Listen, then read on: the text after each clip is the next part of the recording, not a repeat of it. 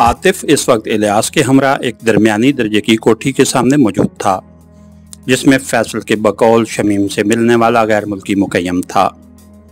फैसल को उसने इमरान के पास भेज दिया था ताकि वो शमीम को गेस्ट हाउस ले जा सके। सर, इंतज़ार किस बात का है? इलियास ज़्यादा देर इंतज़ार न कर सका। किसी बात का भी नहीं, आतिफ हल्की मुस्कुराहट से बोला। फिर अंदर चले ना, अंदर चलकर क्या करेंगे? आपने खुद ही तो कहा है कि उसे गिरफ्तार करना है। सोच रहा हूं कि अगर चंद दिन निगरानी में रखा जाए तो कैसा रहेगा, जैसे आप मुनासिब ख्याल करें। इलियास कोई मशवरा न दे सका था। एक और हल भी है, आतिफ गोया खुद से मुखातिब हुआ, लेकिन उसकी बड़बड़ाहट इतनी वाज़ेह थी कि इलियास को पूछना पड़ा। वो क्या सर? अगर हम इसे यूं गिरफ्तार करें कि किसी को कानो कान खबर ना हो और फिर इसकी कोठी की निगरानी कराते रहें, तो लाजमन कोई ना कोई इसका पता करने आएगा। सर, पता तो फ़ोन पे भी हो सकता है, और जब हम उसे गिरफ्तार करके ले जा रहे हैं तो फिर उसे सब कुछ बकना पड़ेगा। दुरुस्त है, मगर मेरी बात का मतलब ये है कि अगर ये भी कोई दरमियानी मोरा हुआ तो हम फिर लटक जाएंगे। उम्मीद तो है ऐसा नहीं होगा। मैं भी अमकानी बात ही कर रहा हूँ। बहरहाल चलो इसका बंदोबस्त कर लें, बाकी बाद में देखा जाएगा। इलियास को वहीं निगरानी का कहकर आतिफ कोठी के गेट की तरफ बढ़ गया। इतलाई घंटी बजाते ही ज़ैली खिड़की खोल के चौकीदार बहर आया। जी सर। आतिफ का मुँह से जाना उलिया देखते हुए उसका लहजा मुदबाना हो गया था। साहब घर पे हैं? चौकीदार ने मुतज़ब्ज़िब लहजे में कहा। सर, ये टाइम तो उनके सोने का है और उनका हुक्म है कि उन्हें किसी सूरत जगाया न जाए। किस टाइम उठते हैं? 5 बजे सर। वो कलाई पे बंदी घड़ी देखता हुआ बोला। उसकी तकलीद में आतिफ ने भी घड़ी पे निगाह दौड़ाई। 4 बजने वाले थे। कोई बात नहीं, मैं 1 घंटा इंतज़ार कर लूँगा। सर, उनकी इजाज़त के बगैर? यार, मैं तेरे साथ ही बैठ जाऊँगा। असल में तेरे साहब को साथ मेरी मुलाकात तय थी, लेकिन गलती से टाइम का तयन मैं न कर सका। ना ही उसने कोई ऐसी बात बतलाई कि फ़लाँ टाइम मुयस्सर नहीं होंगे। आपने किस सिलसिले में उन्हें मिलना है? कोठी की खरीदो फरोख्त के सिलसिले में उनसे बात हुई थी। मगर ये कोठी तो किराए की है। चौकीदार के लहजे में वाज़ेह तौर पर शक की परछाइयाँ हलकोरे ले रही थीं। तो मैंने कब कहा है कि ये कोठी खरीदनी है? मैं अपनी कोठी बेचनी है भाई। आतिफ की अदाकारी ऐसी नहीं थी कि चौकीदार का शक बरकरार रहता। आए सर, अगर आप इंतज़ार करने पे बज़िद हैं तो कुछ देर गपशप कर लेते हैं। आतिफ उसके पीछे अंदर दाखिल हुआ। गेट के साथ ही चौकीदार के लिए एक छोटा सा कमरा बना था। कोठी आला तर्ज तामीर का नमूना थी। बरामदे के सतूनों के साथ लटकती बेलों ने उसकी खूबसूरती में खातिर खा इजाफा किया था। छोटा सा चमन जिसके वस्त में मखमलें, घास और साइडों पे क्यारियां बनी हुई थीं, जिनमें मुख्तलिफ किस्म के खुशनुमा फूल खिले हुए थे। एक सरसरी नज़र से वो इतना ही देख पाया था। उसके बाद उसे चौकीदार के पीछे उसके कमरे में दाखिल होना पड़ा।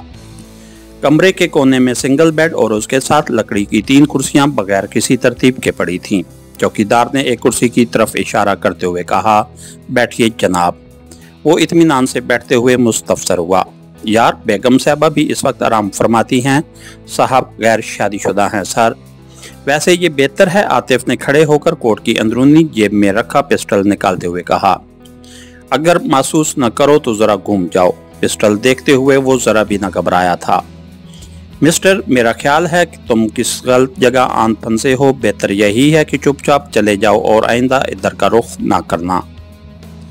मेरा ख्याल है तुम्हें मेरी बात की समझ नहीं आई।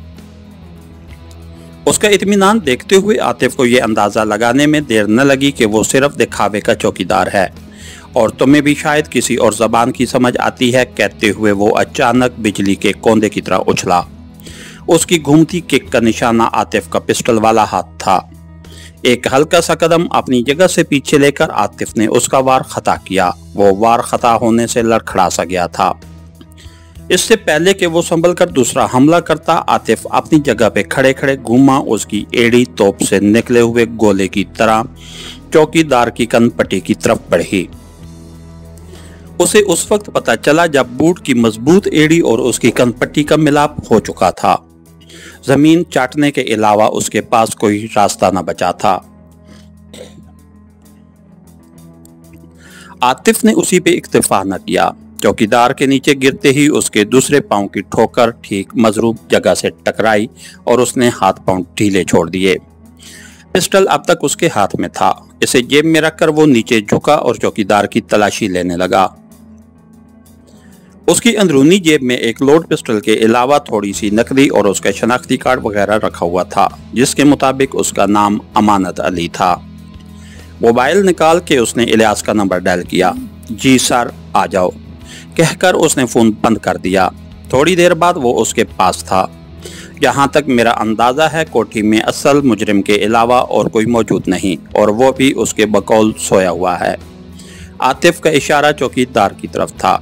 इसलिए मैं इसकी सरकोबी के लिए जा रहा हूं। तुम उसके हाथ पांव बांधकर जल्दी जल्दी इसके कमरे की और बाकी कोठी की तलाशी ले लो।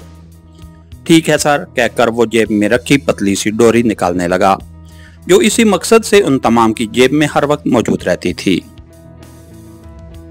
आतिफ मोहतात अंदाज में चलता हुआ अंदरूनी इमारत में दाखिल हुआ। पिस्टल एक बार फिर उसने तैयार हालत में थामा हुआ था। थोड़ी देर में ही वो तमाम कमरों को सरसरी नजरों से देख चुका था। एक बेडरूम के अलावा तमाम कोठी खाली पड़ी थी। वो बेडरूम भी अंदर से लाक था। जेब से पतली सी टेढ़ी तार निकालकर की होल में दाखिल करते हुए उसने मखसूस अंदाज में तार को घुमाया। एक हल्की सी टिक के साथ दरवाजा अनलॉक हो गया।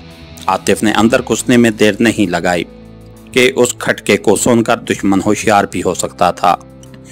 उसका अंदाजा गलत साबित न हुआ। वो मकरूह सूरत सफेद फार्म जाग चुका था, लेकिन उसकी बदकिस्मती कि उसके एक्शन से पहले आतिफ अंदर दाखिल हो चुका था। मेरा ख्याल है तुम्हारा हैंड्स अप करना मेरी गोली और तुम्हारी जान बचा सकता है। तुम्हारी जान की तो फिर भी खैर है, गोलियां काफी महंगी हो गई हैं। ये अल्फाज आतिफ ने इंग्लिश में अदा किए थे। गोरे ने हैंड्स अप करने में देर नहीं लगाई थी। गुड, इसका मतलब है मैं इंग्लिश बोल सकता हूँ। कोई इतनी अच्छी भी नहीं सर, इलियास अंदर दाखिल होता हुआ बरजस्ता बोला। यार, जब एक गोरे को समझ आ गई है तो तुझे भी मान लेना चाहिए। मानूंगा तो उस वक्त जब मैट्रिक पास करोगे। नहीं भाई, ये मुश्किल शर्त है। बहरहाल जनाब, आप चारपाई से नीचे उतरें और एक कदम मेरी तरफ लेकर घूम जाएं।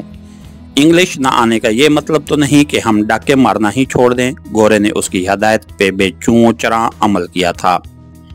उसके घूमते ही आतिफ ने पिस्टल को नाल से पकड़ा। उसका दस्ता पूरी कुव्वत से गोरे के सर में रसीद कर दिया। ओह की आवाज निकाले ढेर हो गया। तलाशी ले ली है? आतिफ इलियास से मुखातिब हुआ। सर, 2 कमरों की ले सका हूँ। चलो पहले इसे बांध दो। इसने जेब से डोरी निकालकर उसकी सिमत बढ़ाई। इलियास के फारिग होने तक वो बेडरूम की तलाशी ले चुका था। थोड़ी देर बाद बकिया कमरों की अच्छी तरह तलाशी लेकर वो गोरे और उसके चौकीदार को उसकी गाड़ी में डाले गेस्ट हाउस की तरफ उड़ा जा रहा था। इलियास को उसने कोठी की निगरानी के लिए वहीं छोड़ दिया था। इसके साथ ही हमारी आज की एपिसोड का इख्तिताम हुआ। कहानीकार चैनल को लाइक कीजिए, सब्सक्राइब कीजिए और बेल आइकन को प्रेस कर दीजिए ताकि हर आने वाली नई वीडियो आप तक बर वक्त पहुंच सके। शुक्रिया।